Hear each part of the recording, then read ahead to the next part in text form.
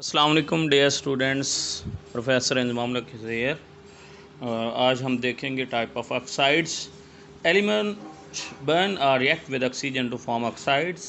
There are four types of oxides: acidic oxide, basic oxide, amphoteric oxide and neutral oxides. An acidic oxide is an oxide of non-metals. It dissolves water to form an acid. Acid oxide reacts with alkalis to form salts. A basic oxide is an oxide of metal. If soluble, it will dissolve in water to form alkali. Basic oxide reacts with acid to form salts. An amphoteric oxide is an oxide which can react with both acid and alkalis to form salts. Neutral does not react with acids or alkalis.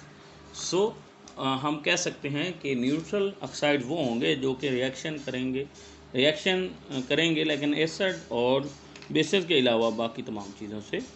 तो इसमें क्या बात करेंगे कि जो acid के साथ reaction करेंगे वो एसिडिक ऑक्साइड हैं, और जो बेस के साथ रिएक्शन कर सकते हैं वो बेसिक ऑक्साइड है, और जो दोनों के साथ रिएक्ट कर सकते हैं वो क्या है, amphoteric oxide. Types of oxides. Oxides: acidic oxide जिसमें carbon dioxide, sulphur dioxide, nitrogen dioxide, nitrogen oxides हैं.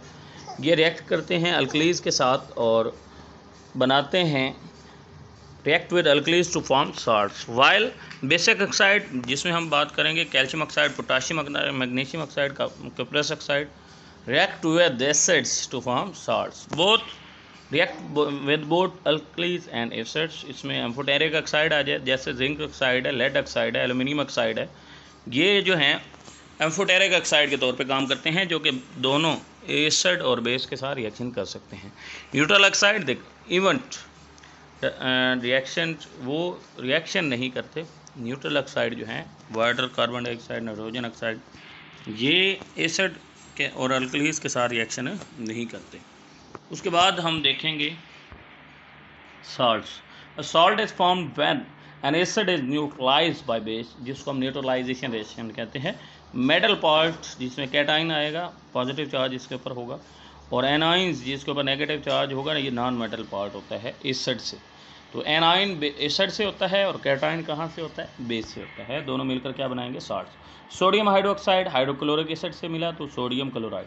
अब आपने क्या करना है, ये तमाम रिएक्शन करके दिखाने, रिएक्शन लिख कर दिखाने आपने. Sodium hydroxide, potassium hydroxide, sodium hydroxide, potassium hydroxide, calcium hydroxide, ammonium solution, nitric acid, sulphuric hydrochloric acid. तो ये रिएक्शन बना के दिखाने, ये अभी मैं चेक करूँगा. Usages of salts. तो sodium chloride is use as table salt and preserved meat and vegetables. Sodium chloride is electrolyzed to obtain sodium and chlorine in industry. हाँ जी, तो इसमें से क्लोरीन गैस और सोडियम आप हासिल कर सकते हैं. Ammonium nitrate and ammonium sulphate are used as plant fertilisers. तो आप जानते हैं नाइट्रोजन जो है कितनी इंपॉर्टेंट है, इसी तरह से फास्फोरस भी. तो ये अमोनियम नाइट्रेट और अमोनियम सल्फेट जो हैं ये प्लांट फर्टिलाइजर के तौर पे इस्तेमाल होते हैं. Magnesium sulphate commonly called as Epsom salt is used as bath salt. जी, तो इसको जो है वो कहता है कि एप्सम साल्ट भी हम कहते हैं. तो ज़्यादातर ये जो है बाथ साल्ट जिसे हम कहते हैं, यानी कि सफाई वगैरह करने में हेल्प करवाता है. उसके बाद आगे मेथड्स ऑफ प्रेपरेशन साल्ट्स. तो एसिड जब मिलेगी अल्कली के साथ तो ये बनाएगी साल्ट प्लस वाटर, जिस प्रोसेस को हम क्या कहते हैं, neutralisation. To carry out the neutralisation of the acid and alkali exact a method called titration is used. Titration, तेजाब असास titration आपने पढ़ा हुआ है, सुना हुआ है. The salt is listed, जिसको हम titration करेंगे. तो prepare sodium nitrate by neutralization, जिसको हम कहेंगे titration method, उससे हम करेंगे. Sodium nitrate and water, phenolphthalein is an indicator. To prepare sodium nitrate by neutralization, जिसमें वो कहता है कि सोडियम हाइड्रोक्साइड आपके पास मौजूद है. सोडियम हाइड्रोक्साइड यहाँ पे आपने इंसर्ट कर दिया. ब्यूरेट के अंदर वॉल्यूम मालूम कर लेना है. डिल्यूट नाइट्रिक एसिड का volume 2, sodium nitrate and water. तो इसमें आप देखें फ्लास्क के अंदर आप सोडियम नाइट्रेट और वाटर को देख सकते हैं.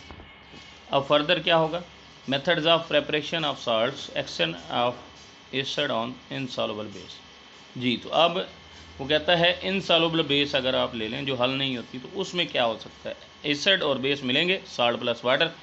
This method is use for the bases which are insoluble. अगर वो सॉल्युबल हैं तो फिर तेजाब असास टाइट्रेशन का मेथड को इस्तेमाल करेंगे। अब यहाँ पे टाइट्रेशन की डिटेल में नहीं जाना, बस उसका मेथड ही आप लिख लें।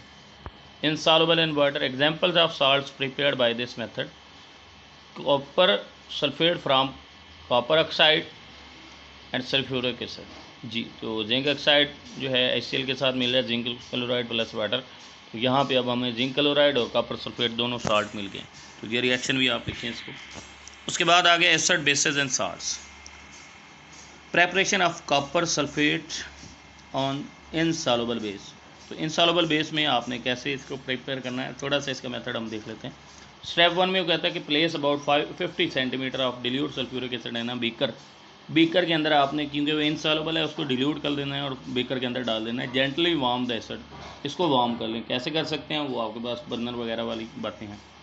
Copper oxide is added a little time to the acid until no more can dissolve. आहिस्ता आहिस्ता यानी कि इसका सेचूरेटेड सोल्यूशन बना देना है यहाँ तक कि वो मजीद इसको डिजॉल्व ना कर सके। इक्वेशन होगी copper oxide plus sulphuric acid, तो कॉपर सल्फेट प्लस वाटर बन जाएगा। Filter off the excess copper oxide using a filter paper and funnel. तो दूसरा ये तरीका है कि बीकर में से इसको वो कहता है फ़िल्टर कर लें। Collect the filtrate content copper sulphate and evaporating dish. अब इसमें आपको पता है जब उसकी जो है क्रिस्टलाइजेशन हो जाएगी तो इसको आप फिल्ट्रेशन करेंगे, देन इसको क्या करेंगे, इवेपोरेशन के लिए छोड़ देंगे। आफ्टर डैट कूलिंग करवाएंगे और फिर ड्राई कर देंगे ताकि आपको उकल में मिल जाएंगे। स्टेप 3 में क्या करेंगे, until is saturated allow the heat to cool to form crystal. जी वही बात बेटा, क्रिस्टलाइजेशन के प्रोसेस से इसको गुजरने दें। फिर उसमें कहता है filter off the copper sulphate crystal from and dry them passing between the sheets of filter paper. तो इसको ड्राई करें, और ड्राई के भी मेथड होते हैं, जैसे ओवन ड्राई है, सन ड्राई है, तो जो आपको रिक्वायर्ड है वही वाला इस्तेमाल करें। डेसिकेटर भी होते हैं बहुत सारे, उस तरह से केमिकल्स हैं, जैसे सिलिका जेल है वो ड्राई कर सकता है, लेकिन यहाँ पर जो है वो ज़्यादातर ओवन ड्राई की तरफ आप जाते हैं। Method of preparing salt. तीसरा, action of acid on carbonate. तो acid plus carbonate is equal to salt plus water plus carbon dioxide. तो कार्बोनेट से जो है वो इसको ऑक्सीजन मिल जाएगा और कार्बन डाइऑक्साइड बाहर निकल जाएगी और उसके बाद साल्ट बन जाएगा। Sulphuric acid on sodium carbonate. तो इसमें देखें सल्फ्यूरिक एसिड सोडियम कार्बोनेट से सोडियम सल्फेट बना रहा है plus water plus carbon dioxide. This method is similar to previous method, instead of the oxide carbonate is added to the acids. तो अब यहाँ पे बेस की जगह पे कार्बोनेट आयन को डाला गया। Action of acid on metal. Acid plus metal is equal to salt. Metal आपको पता है नॉन जो है मेटल जो है इलेक्ट्रॉन को लूज करने की सलाहियत रखती है, तो ये एसिड के तौर पे रिएक्शन करती है, लेकिन जो बेसिक मेटल है वो यहाँ पे रिएक्शन करेगी, साल्ट बेस के तौर पे काम करेगी और एसिड रिएक्शन करके इसको साल्ट में कन्वर्ट कर देगा। जिंक प्लस हाइड्रोजन सल्फेट, ये बड़ा मशहूर रिएक्शन आप अक्सर पढ़ते हैं। जिंक के साथ रिएक्शन हाइड्रोजन एलिमिनेट हो जाती है। हाइड्रोजन फॉर्मेशन में भी अक्सर आप पढ़ते हैं कि हाइड्रोजन को कैसे बना सकते हैं, तो सल्फ्यूरिक एसिड प्लस जिंक का रिएक्शन करवाएं, हाइड्रोजन गैस रिमूव हो जाती है। इसी तरह से मैग्नीशियम का हाइड्रोक्लोरिक एसिड से करवाएं तो magnesium chloride plus hydrogen. Only metal like magnesium zinc iron are suitable. हाँ जी, तो ये वही बात है जो मैं बता रहा था कि मेटल तो बहुत सारी ऐसे करेक्टरिस्टिक की हैं, तो नॉन मेटल जो हैं वो आती हैं बेसिस में। तो अब यहाँ पे बात कंफ्यूज नहीं करनी, इसमें मैग्नीशियम जिंक आयरन जो है सुइटेबल है। Metal like sodium potassium are explosive with acid, while metals like lead copper are unreactive with acid. क्योंकि वो जो है वो एसिड के तौर पे काम करेंगे, वो बेस के तौर पे काम नहीं कर सकती। तो यहाँ पे यही कंसेप्ट आपने क्लियर रखना है।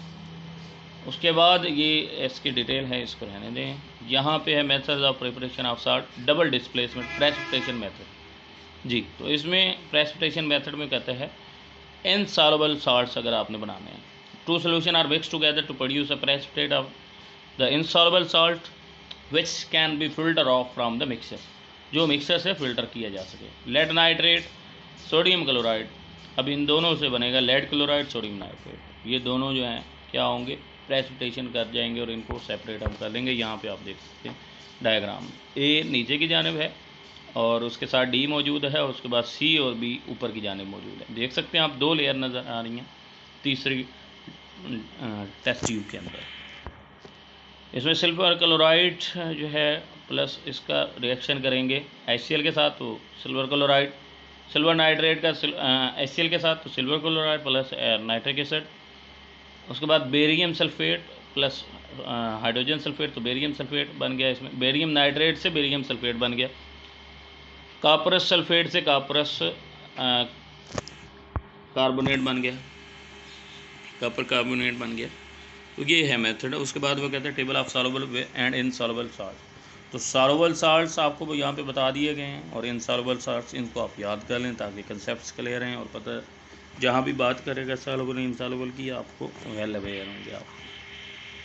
तो अब यहाँ पे ये कुछ क्वेश्चन हैं, ये आपने हल करने हैं खुद।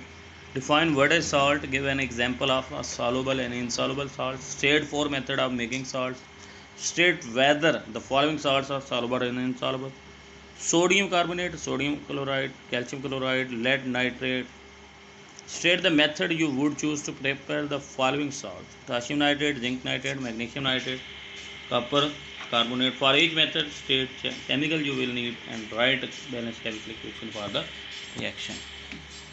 Symbols and equations जी, तो इसमें क्या बताते हैं, the state symbols in chemical reaction that tells us about the state of each reaction. उसमें सॉलिड है, लिक्विड है, गैस है और एक्वस मीडियम। आप जानते हैं एक्वस मीडियम के बारे में क्या बताया जाता है अक्सर कि बहुत सारे रिएक्शन ऐसे हैं जो पानी की मौजूदगी में होते हैं, तो वहाँ पर उसे एक्वस सोल्यूशन कहा जाता है। कैल्शियम कार्बोनेट के साथ रिएक्शन होगा HCl के साथ, तो इसमें बनेगा कैल्शियम क्लोराइड बनेगा, साथ में इसके वाटर बनेगा और कार्बन डाइऑक्साइड बन जाएगी। The above equation tells us that solid sodium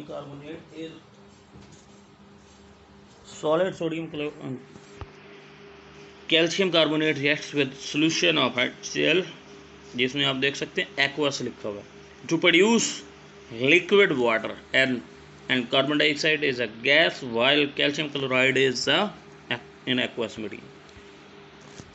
Writing ionic equations. Ionic equations are generally equations which can apply to any particular reaction. They represent ions taking part in reaction, leaving out those ions which do not react. They contain state symbols. Only solutions aqueous form ions, gas, liquid. Ji, liquid. उसके बाद वो बताता है writing आयनिक equations, तो इसको कैसे लिख सकते हैं आप। उसमें बताता है कि break the substances which aqueous into ions। अब इसमें देखें remove the similar ions from both side of equation. यहाँ पे सोडियम आयन है, क्लोरीन आयन इधर भी है उधर भी, तो रिएक्टेंट और प्रोडक्ट दोनों साइड पे, तो कहता है दोनों को रिमूव कर दें। अब इसको कैसे लिख सकते हैं हम, H positive plus OH negative is equal to H2O। अब देखें रिएक्शन किसका हो रहा था, हाइड्रोक्लोरिक एसिड सोडियम हाइड्रोक्साइड का, तो इसे NaCl बन रहा था और वाटर बन रहा था। अब NaCl का N इधर भी है उधर भी है, दोनों तरफ आ जाएगा, और Cl का दोनों तरफ नेगेटिव आइन। देखो बेटा रिएक्टेंट में क्लोरीन नेगेटिव आ जाएगा, सोडियम पॉजिटिव, और प्रोडक्ट में भी आ जाएगा सोडियम नेगेटिव और पॉजिटिव। क्योंकि दोनों तरफ कंसनट्रेशन बराबर है तो इनको ऑफसेट कर देंगे, तो पीछे क्या बचेंगे, H पॉजिटिव और OH negative is equal to water. तो ये एक्चुअली हमारे आयनिक इक्वेशन लिखने का तरीकाकार। होप्स हो कि आपको समझ आ गया होगा। नेक्स्ट राइटिंग आयनिक इक्वेशंस, ये हो गया, इसको एग्जाम्पल भी हो गई इसकी।